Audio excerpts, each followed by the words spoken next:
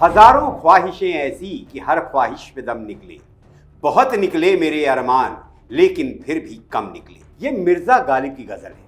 वो कहते हैं हजारों ऐसी ख्वाहिशें हैं जिनके लिए मरना भी पड़े तो गलत नहीं होगा। कई ख्वाहिशें हैं जो पूरी हो चुकी हैं लेकिन फिर भी ख्वाहिशें बाकी हैं। मिर्जा गालिब आगे कहते हैं, निकलता खुल्द से आदम के सुनते आए हैं लेकिन बहुत बेआबरू होकर तेरे कूचे से हम निकले।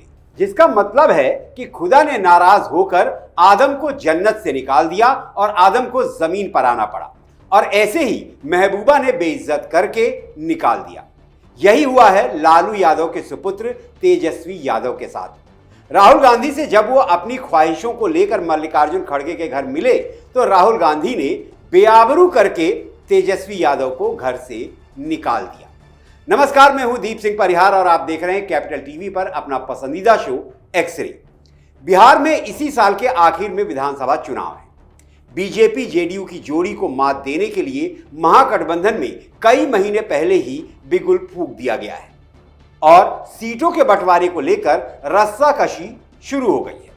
कभी दिल्ली में तो कभी पटना में बैठकों का दौर शुरू हो गया है। लालू यादव की राष्ट्रीय जनता दल के कर्णधार तेजस्वी यादव दिल्ली आए।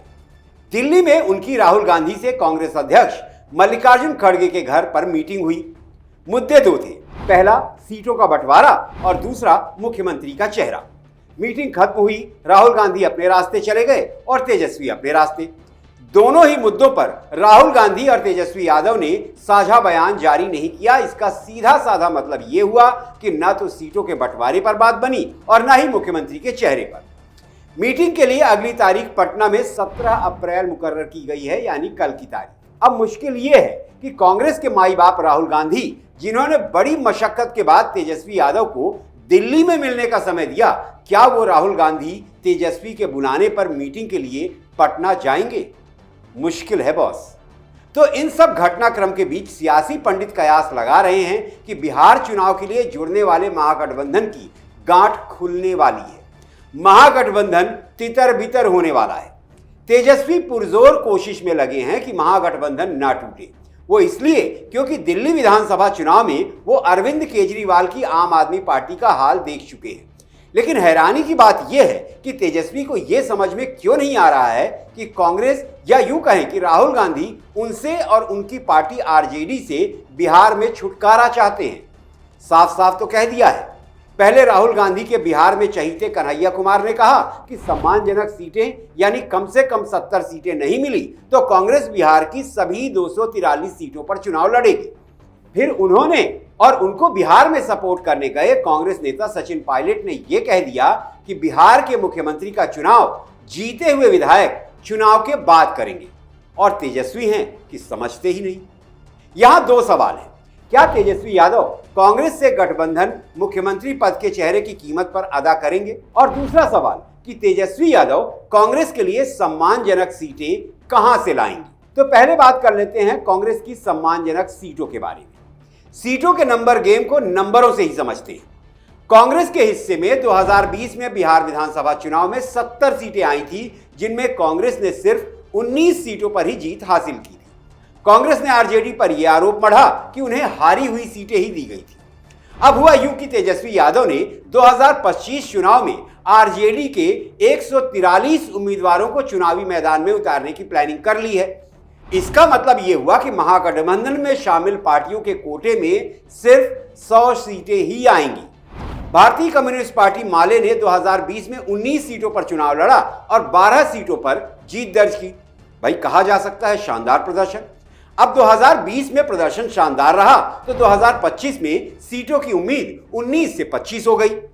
इसी तरह 2020 में सीपीआई और सीपीएम ने 4-4 सीटें जीती थी, लिहाजा सीटों की उनकी भी उम्मीद बढ़ गई है। लेकिन यह भी तय है कि उन्हें 5-5 सीटों से ज्यादा नहीं मिलेगी। विकासशील इंसान पार्टी के मुकेश सहनी का हिसाब किताब 20 सीटों का है।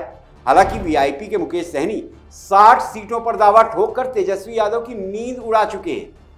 आरएलजेपी के पशुपति कुमार पारस भी महागठबंधन का हिस्सा बन चुके हैं। चुनावी सीटों की दरकार तो उन्हें भी है और देनी ही पड़ेगी।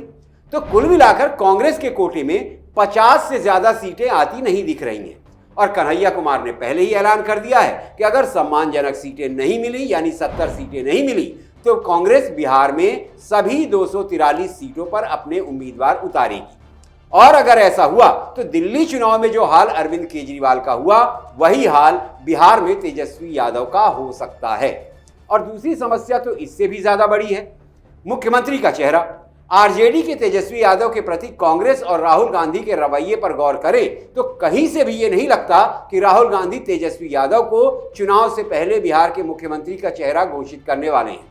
बस एक बात तो साफ साफ नजर आ रही है कि राहुल गांधी और उनके लाडले कन्हैया कुमार बिहार विधानसभा चुनाव को लेकर बेहद गंभीर हैं। कन्हैया कुमार युद्ध स्तर पर अकेले ही चुनाव की तैयारियों में लगे हुए हैं, तो राहुल गांधी धड़ाधड़ फैसले ले रहे हैं।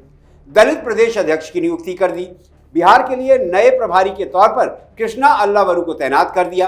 बिहार के जातीय समीकरण को बैलेंस करने के लिए राहुल गांधी ने बिहार कांग्रेस के अध्यक्ष पद के लिए दलित नेता राजेश कुमार को चुना। सिर्फ चुना ही नहीं, कांग्रेस के लिए भला तो तेजस्वी यादव के लिए बुरा संदेश भी देकर आए हैं। ये बात बिहार कांग्रेस अध्यक्ष राजेश कुमार ने खुद बताई। कहा कि राहुल गांधी ने कांग्रेस के लोगों को पार्टी का नेतृत्व बढ़ाने की दिशा में काम करने का निर्देश दिया है कि ब्लॉक स्तर पर अपने संघर्ष को बढ़ाना है, हर घर झंडा कार्यक्रम और फिर हर गांव चौपाल कार्यक्रम में हर नेता को बढ़ चढ़कर हिस्सा लेना है।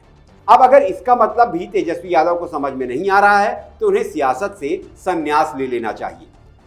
अब अगर एक बार को यह मान भी लिया जाए कि बिहार में कांग्रेस और आरजेडी की खिचड़ी पकना मुश्किल है, तो फिर आगे क्या?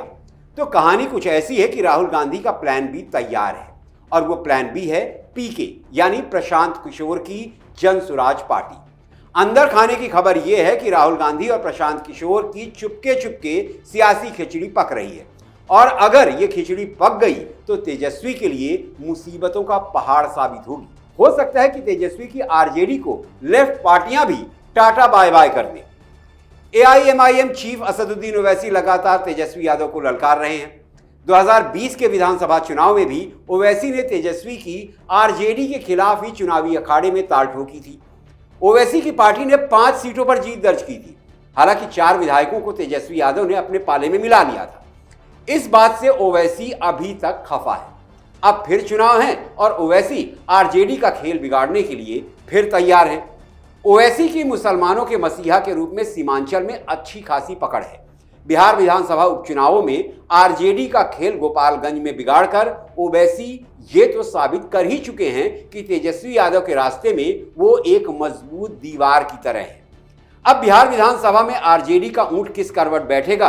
बीजेपी और जेडीयू के लिए एक ही कहावत फिट बैठती है, 10 उंगलियां घी में और सिर कढ़ाई में, यानी फायदा ही फायदा। एनडीए इंटैक्ट है। जो 2020 में साथ नहीं थे वो भी साथ आ गए। मैं चिराग पासवान की लोक जनशक्ति पार्टी की बात कर रहा हूं। तेजस्वी की पिक्चर 17 अप्रैल को क्लियर होगी। कुछ ही घंटों की बात है। अगर राहुल गांधी मीटिंग के लिए पटना पहुंच भी गए तो भी उन 2 मुद्दों पर बात बनती नहीं दिख रही है जिन मुद्दों पर दिल्ली में बिगड़ी थी, सीटों का बंटवारा और मुख्यमंत्री पद का चेहरा।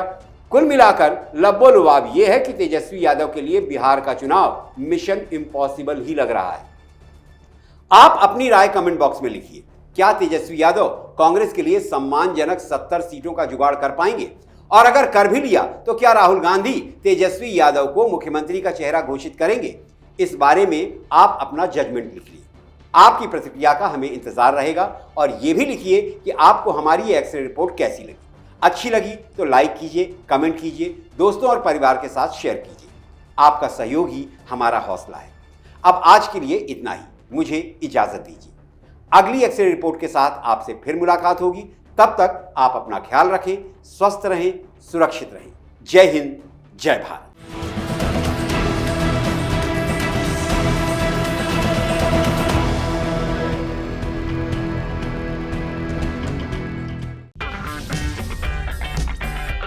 अगर आपको हमारा वीडियो पसंद आया हो तो इसे लाइक करें, हमारे चैनल को सब्सक्राइब करें और हाँ, बेल आइकन दबाना ना भूलें ताकि आप तक हमारे वीडियो की नोटिफिकेशन पहुंचती रहे।